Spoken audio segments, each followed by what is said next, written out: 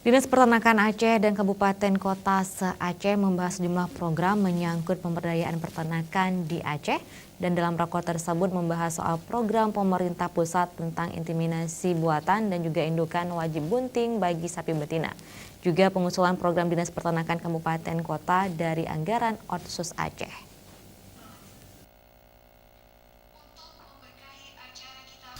Rapat sinkronisasi program pembangunan peternakan diikuti sedikitnya 80 orang perwakilan Dinas Peternakan Kabupaten Kota se-Aceh. Kegiatan tersebut akan berlangsung selama 3 hari 18 hingga 21 November 2018 di salah satu hotel di Banda Aceh. Sejumlah gagasan program pembangunan peternakan Kabupaten Kota dibahas dalam pertemuan ini, di samping menyangkut dengan penggunaan anggaran untuk pembangunan peternakan yang berkelanjutan yang bersumber dari dana Otsus. Dalam kesempatan tersebut, Kepala Dinas Peternakan Aceh, Rahmandin, menyampaikan rapat sinkronisasi ini untuk menindaklanjuti sesuai program pemerintah pusat menyangkut dengan inseminasi buatan induk wajib bunting bagi sapi betina, sehingga populasi sapi di Aceh meningkat. Moratorium itu memang dalam rapat ini disinkronkan juga antara provinsi dan kabupaten.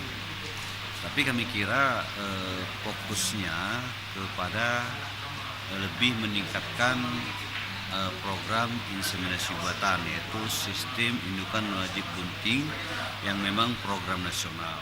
Di samping itu, Rahmandin menambahkan program pembangunan peternakan secara sistematis sehingga pagu anggaran untuk sektor peternakan yang sangat terbatas dapat dimanfaatkan secara efektif yang dapat menghasilkan program produktif di kabupaten dengan harapan mampu memberdayakan masyarakat peternakan. Tim Liputan Aceh TV.